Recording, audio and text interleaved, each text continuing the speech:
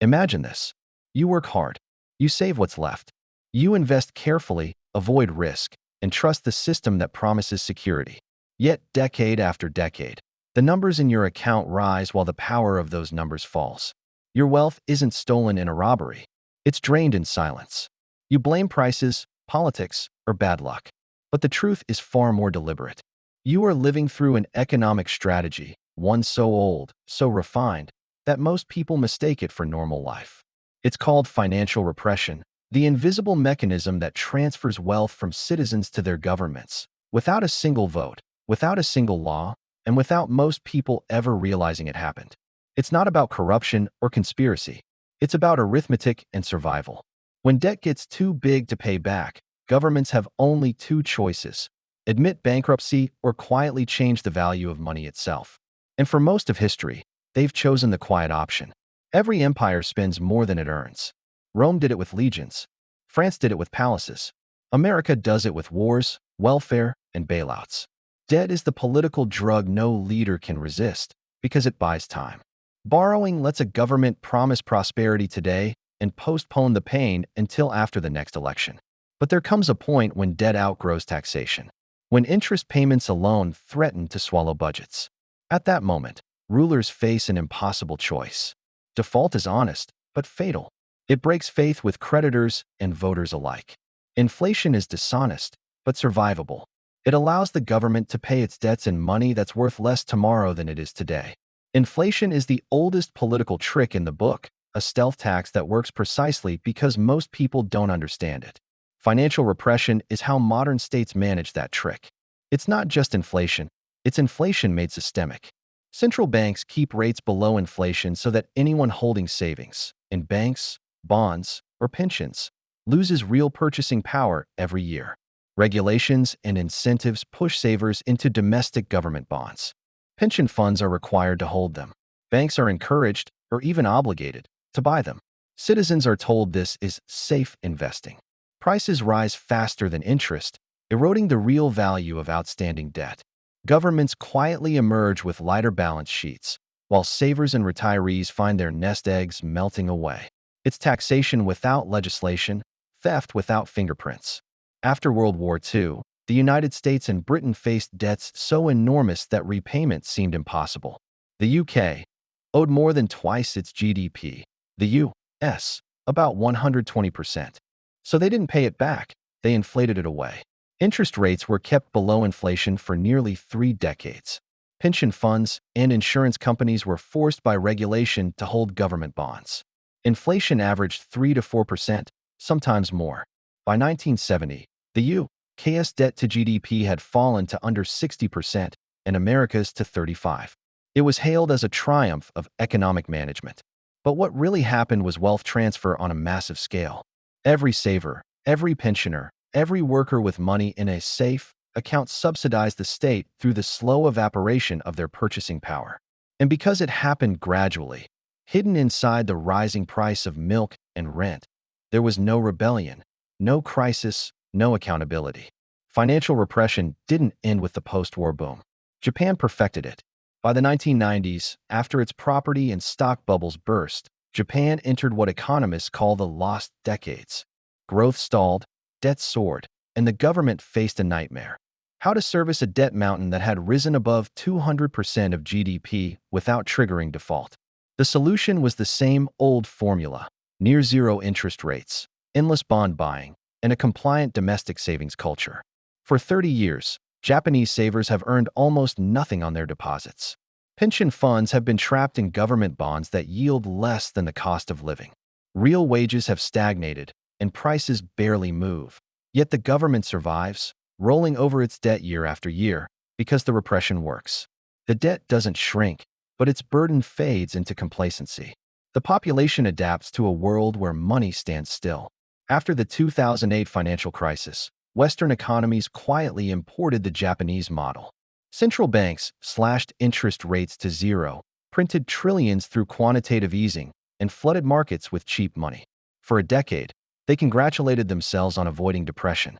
But what they really created was dependency, economies addicted to low rates and cheap credit. Then came 2020, a global pandemic. Another wave of stimulus. Trillions printed again.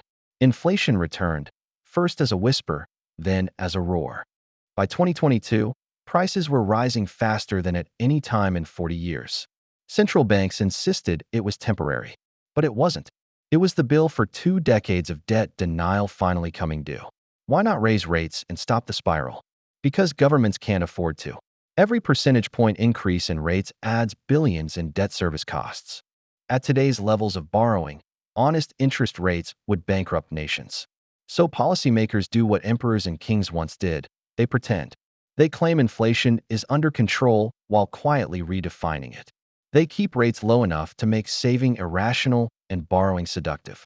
They make sure your only path to preserve wealth is to take on more risk, to buy stocks, property, or anything that inflates faster than cash melts. It's not an accident that the rich, who own most of those assets, get richer. Financial repression concentrates wealth by design. The top 10% own the tools of inflation: real estate, equities, businesses. The bottom 90% own the liabilities: wages, savings, and debt. That's why inequality isn't a side effect of modern policy. It's its most reliable outcome. Financial repression used to be a national strategy. Now it's global. Japan, Europe, China, the United States all run the same playbook: print, suppress, inflate.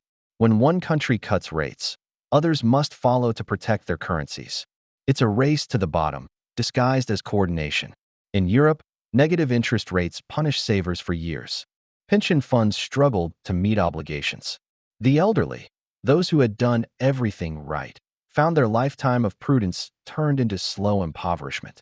In China, capital controls keep trillions locked inside the country, forcing citizens to save in instruments the state controls. In Latin America, governments have used inflation and currency devaluation to erode debts so often that generations have learned not to trust banks at all. In Argentina in the 1980s, inflation hit 3,000%.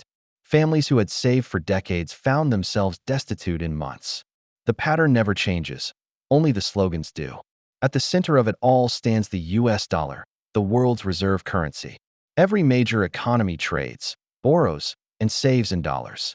That means American monetary policy radiates outward like gravity. When the Federal Reserve lowers rates, capital rushes into U.S. assets, draining liquidity from everywhere else. Emerging economies watch their currencies weaken, their imports rise in price, their debts explode. When the Fed prints trillions, the world feels the inflation. When it tightens, the world feels the pain. It's the most powerful form of financial repression ever created, one that extends beyond borders, turning the entire global economy into a captive audience for the dollar system. And yet, even this empire of credit is built on the same fragile premise as Rome's silver or France's assignats: trust. Why don't people rebel? Why do they keep saving in a system designed to make them poorer? Because inflation is invisible to the untrained eye. It creeps rather than strikes. It doesn't steal your money. It steals what your money can buy. When prices rise gradually, people adapt. They work longer, blame greedy corporations or foreign wars, and assume misfortune, not design, is to blame. Politicians encourage the confusion. They celebrate strong GDP growth, even when that growth is mostly inflation in disguise. They announce wage increases that never keep pace with rising costs. Meanwhile, they discourage alternatives. Gold is archaic. Bitcoin is dangerous. Real assets are illiquid. Every escape route is painted as risky, while the real danger, staying in the system, is called safety. Financial repression doesn't require force. It only requires trust. And that trust is about to be institutionalized in code. Central bank digital currencies, CBDCs, are being tested worldwide. On paper, they promise efficiency and convenience. In practice, they offer governments unprecedented control. Unlike cash, CBDCs can be tracked, traced, and programmed. Your account could automatically enforce negative interest rates. Spending could be limited to approved categories. Savings could expire after a deadline to stimulate consumption. Imagine your paycheck arriving as programmable credits.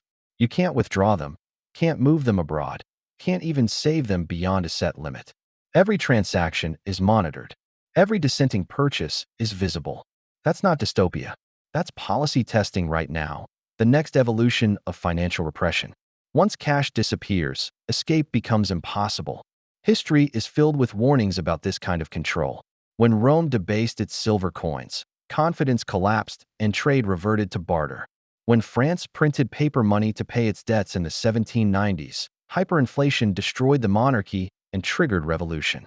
When the United States severed the dollar from gold in 1971, the world entered an age of paper promises and floating currencies. The 1970s saw double-digit inflation and a collapse of public faith in money. It took two brutal recessions and 20% interest rates in the 1980s to restore credibility. And every time, the cycle begins again. Debt, inflation, control, collapse. Empires always believe they can manage it better than the last. They never can. But financial repression doesn't just weaken economies. It corrodes morality. When saving is punished and speculation is rewarded, people stop thinking long-term. Thrift becomes naive. Caution becomes foolish. The virtues that once sustained civilization, patience, honesty, responsibility, turn into liabilities. Inflation creates a culture of illusion. Everyone chases higher returns, faster profits, bigger leverage. Markets become casinos. Governments become gamblers. And the moral link between effort and reward, the foundation of trust, breaks. A society that cannot tell the difference between real wealth and nominal wealth is already in decline. Can this system last forever? Yes, until confidence breaks. Financial repression can stretch for decades. Japan proves that. But it cannot create real prosperity. Eventually, savers realize the game is rigged. Investors sense that risk-free returns are an illusion. Trust erodes, and money flees into real assets, land, commodities, gold, and anything the state can't print. The transition is never peaceful. Currencies collapse suddenly, not gradually. Inflation morphs into panic, and the very instruments that sustain the illusion, bonds, banks, and budgets, turn into traps. That moment will come again. Not tomorrow, not next year, but inevitably. Because mathematics always wins, and trust is not infinite. There is only one defense against financial repression: understanding it. Once you see how the system works, you can step outside it. Not physically, but strategically. Diversify beyond fiat money. Hold things that governments can't create with a keystroke. Real assets, productive skills, networks of trust. Invest in things that outlast inflation: land, businesses, knowledge, relationships. Because when paper promises fail, those are the only forms of wealth that remain. The goal isn't to run away from the system. It's to stop feeding it blind faith. Awareness is the first step toward freedom. Independence is the second. Financial repression isn't a bug in modern economics. It's the operating system itself, built to preserve governments at the expense of their citizens. It survives because it's invisible. It thrives because people think it's normal. But history is merciless. No system built on illusion can last forever. Money is not wealth. Debt is not stability. And inflation is not growth. They are the symptoms of a civilization borrowing from its future, until the future stops lending. The system counts on your ignorance. It fears your awareness. If this gave you a new perspective, hit subscribe. History has the answers. I'll show you where to look.